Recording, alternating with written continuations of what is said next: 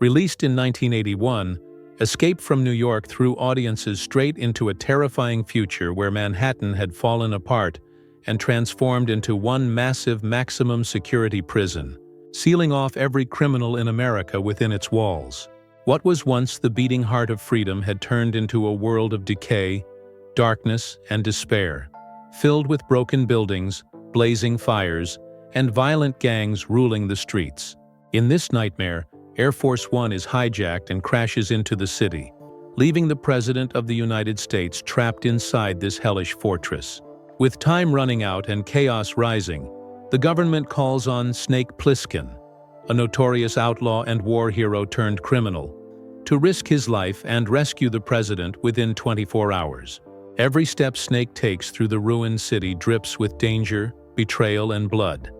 But what most people never knew was that behind the camera, the chaos was just as intense. The making of Escape from New York was filled with near disasters, creative miracles, and shocking behind-the-scenes stories that remain hidden for decades. To build the haunting vision of a destroyed Manhattan, director John Carpenter and his team didn't rely on expensive CGI or city access.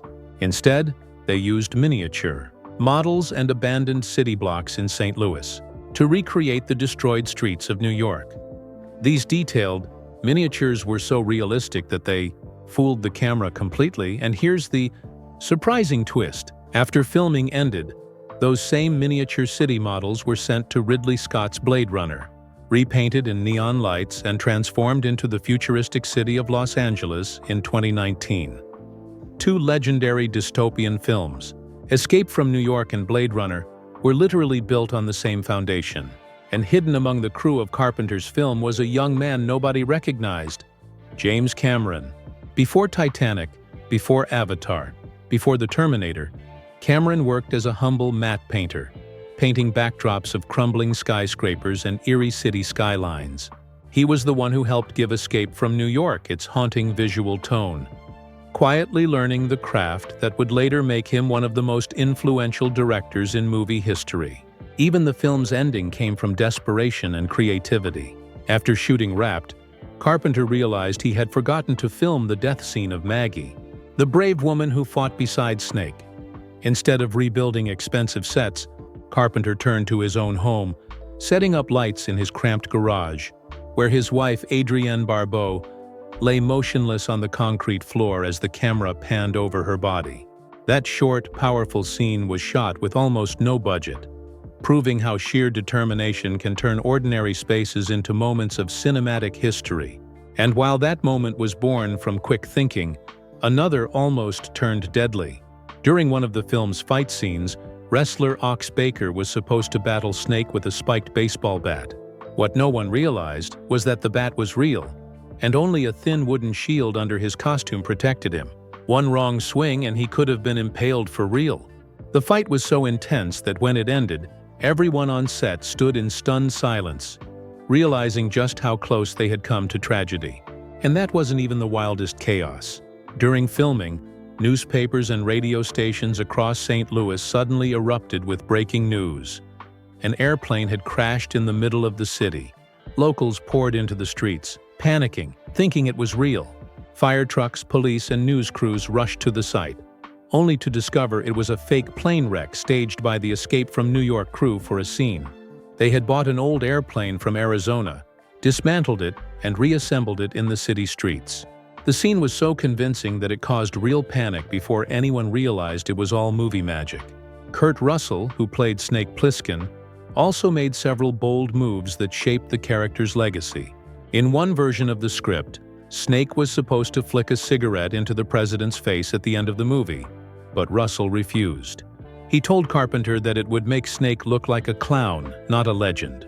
Instead, he wanted Snake to express rebellion through silence, through the way he moved, the way he looked, and the aura he carried. Carpenter agreed, and that decision made Snake one of the most iconic anti-heroes in cinema history. What's even more fascinating is that Russell almost didn't get the role at all. The studio wanted Chuck Norris or Tommy Lee Jones because they didn't believe the friendly Disney star could play a dark, ruthless criminal. Carpenter fought hard for him, refusing to give in, and his faith paid off. Russell's performance transformed his career and changed Hollywood's image of him forever. Ironically, a movie called Escape from New York barely filmed in New York.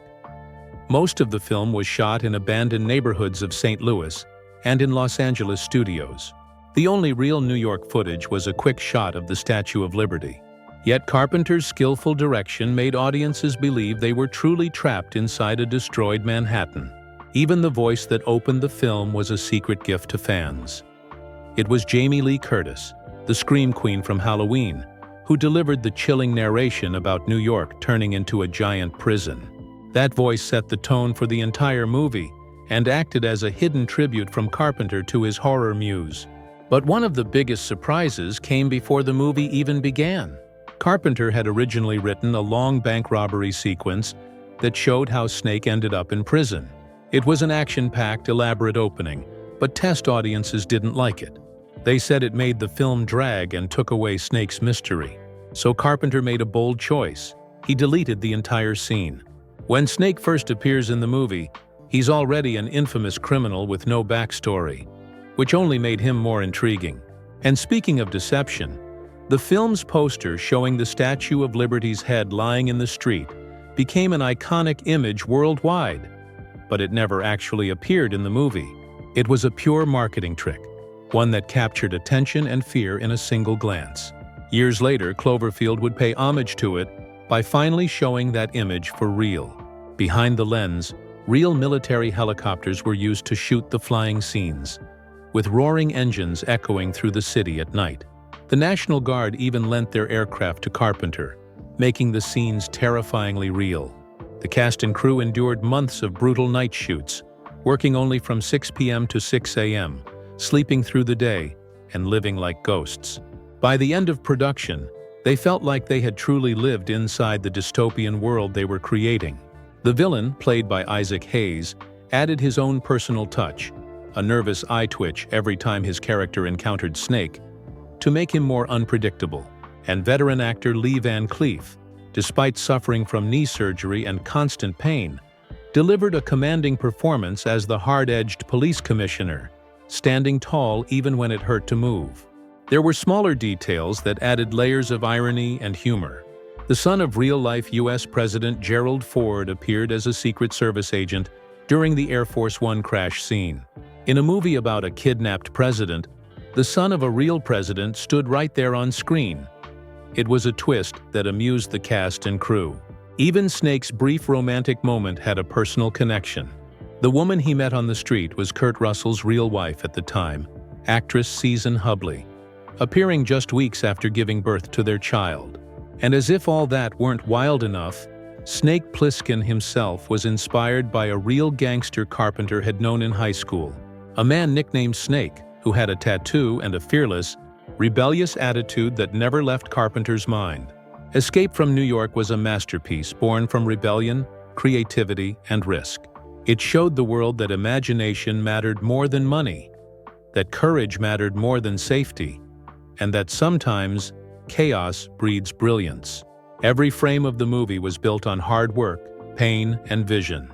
John Carpenter's direction redefined the dystopian genre. Kurt Russell became an icon of cool defiance, and Snake Plissken became a symbol of resistance that still resonates today. Even after 4 decades, the movie hasn't lost its magic. It continues to inspire filmmakers, fans, and dreamers who believe that even in destruction, there can be beauty. Escape from New York isn't just a movie.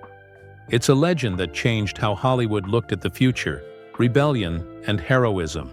If you enjoyed uncovering the hidden stories behind this masterpiece, don't forget to like, share, and subscribe to Hollywood Bulletin. And press the bell icon so you never miss our next deep dive into the untold secrets of Hollywood's most unforgettable films.